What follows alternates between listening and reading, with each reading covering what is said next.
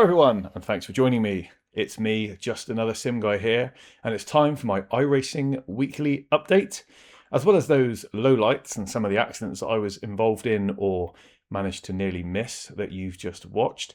I'm going to fill you in with really what surprised me most this week on iRacing, a pleasant surprise.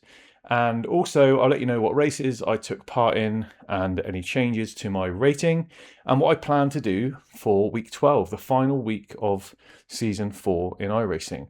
So stick around, it's going to be fun and there's some great highlights to watch.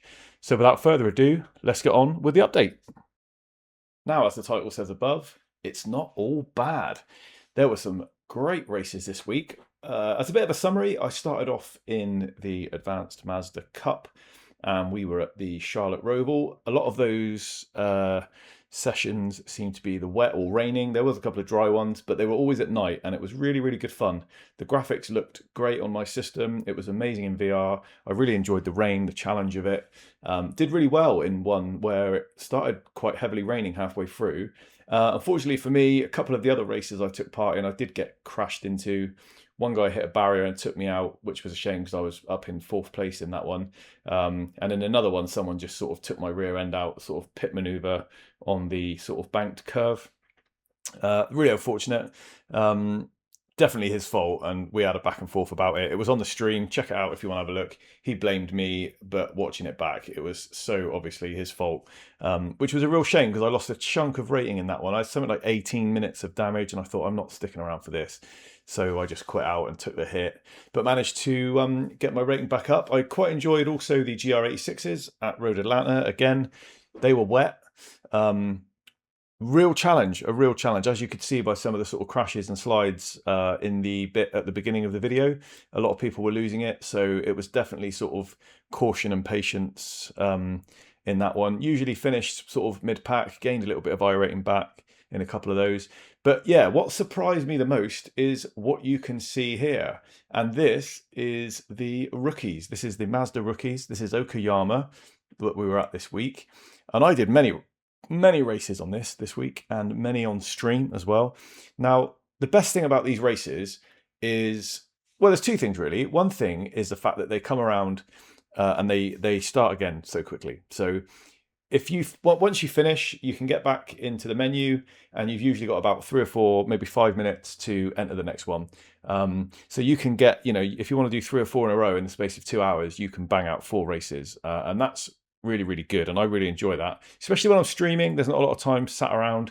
The second thing that's really good for me is the standard. Now, you hear, don't you? You hear just horrible things about people trying to get out rookies, can't have a safe race, people dive bombing, people doing this, people doing that. But go back and watch the quality of the race from the beginning of this replay, and keep watching for the next sort of 5 minutes at the other examples of close racing. You'll see me and several people, sometimes 3 or 4 of us bunched up together, bumper to bumper stuff next to each other, trading overtakes, slipstreaming, being completely respectful, getting very, very close, and net codes just almost, not an issue really for us. So really just iRacing at its very, very best, and super impressed. It's just so much fun to be on the track with people. After a couple of laps, you can be confident that they're not going to be pushy, they're going to be driving respectful, and you can sort of have a really good sort of aggressive but fair battle with them. And that certainly was the case in these races. You'll see by the replay, sometimes we were fighting for podiums, and there were times when I was fighting for sort of 8th or 9th, but the quality of the racing and the quality of the overtakes, and generally there weren't that many mistakes. You will see in the clips that some people did make mistakes, and that allowed us to gain a place or two, and some people did look like they were getting a bit touchy-feely with the contact, and a couple of people got bumped off, but it was never malicious. There was never any sort of toxic activity in the chat. It was just a lot of fun, and that's what it should be. And that's what, racing, and not just iRacing, but that's what sim racing should be. It's fun when it's like this. Many of these races I finished with 0 incident points as well, which, in rookies, to have consecutive 0 incident points and finish in the top half of the field is unheard of, really. I think what helps is the fact there's so many splits. And what I found was, I was on at peak time, and when there's like 180 odd drivers, that means there's like 14 splits, 15 splits, sometimes more. So you're guaranteed, aren't you, to get in a field where lots of people have got a very, very, very similar iRating to you, and it'll average out. So this is why the racing's so close, I think, and it's really to its benefit. It really did its job. It kept the race close, exciting. Everybody's racing fairly. I am up to sort of 1700-ish now, which I'll share my ratings in a minute, but maybe that helps keep it safe. But yeah, thoroughly enjoyed it, and that was my biggest surprise and biggest takeaway of the week, was how respectful rookies can be. You can just see from this race here, like we're coming up the straight, we're taking it into this hard right here, and we're just giving each other, just enough space without sacrificing our own speed and compromising our lines. We're giving each other just enough space, but still trying to keep together. There's a lot of cars here in quite a small space, and we've got to be careful, but we can't slow down. We can't slow down to give the guy headspace, because the guy behind you is going to creep up on you. So we've all got to really be aware of what's going on in front, what's going on behind, and yeah, like I say, I can't say enough good things about it, really. There was a couple of accidents. There was an accident that happened ahead of me, and I got bumped and sort of pushed onto the grass to avoid it at one point, and that wasn't great. But at no point did I think that someone's driving like a dickhead, and that's the main thing. And that, unfortunately, wasn't always the case when I was entering higher class races. So the rookies really did shine through this week for me as a lot of fun, but also the racing was a lot cleaner than the races I tried in all of the advanced Mazda, for example, or sometimes in the GR86. It wasn't about finishing high. It was about the fun, and it was about the sort of lack of gaps in between the races, especially when streaming. So really enjoyed it. Wanted to share that with you.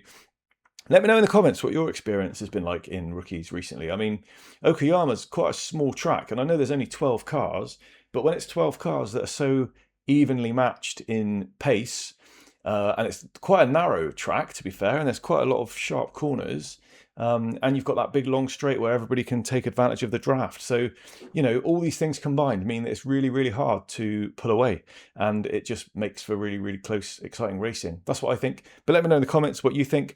This week, the Mazdas are at Summit Point, so I'm definitely going to be giving that a go.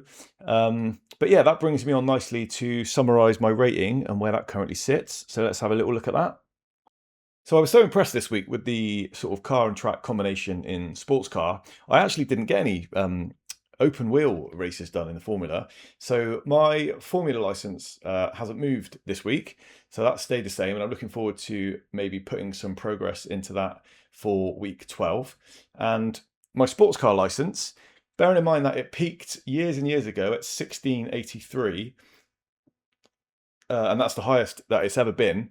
I actually managed to push past 1700 at the beginning of the week, which was absolutely fantastic. And then with that advanced Mazda finish in the rain at the Charlotte Roval, I actually gained loads, and I was at 1788. So I was really gearing myself up to be at 1800 or more, and that was my focus. Unfortunately, towards the end of the week, I had a couple of rough ones, like I mentioned, and then that saw me go back down, and then I pushed it back up. So we're currently sat at 1750-ish. So yeah, my road license actually finished the week at 1750-ish, and I've raced since then. It's now up to 1770, fantastic. So my goal this week is to get above 1800 and see where that takes me. And in Formula, I'm going to get back into Formula, try and push over the 2K mark, currently at 1932. And yeah, a couple of good races, and I could be over 2K. So there's some really good car and track combinations happening this week, and I'm really looking forward to putting some time in, getting some practice laps in, and doing it hopefully live on stream. So don't forget to sub, and then you can join in the action and join in and watch the races live as we push that iRating higher and higher.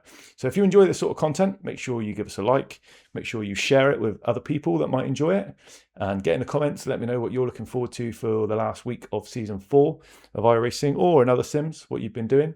Get involved on the Discord, get in the chats, and don't forget to check out the offer that you can get through us to save big on some Pimax hardware. So the links for that will be in the description. So that's it from me. I'll see you in the next one. Check out some of our other content, and I'll see you on track soon. Peace.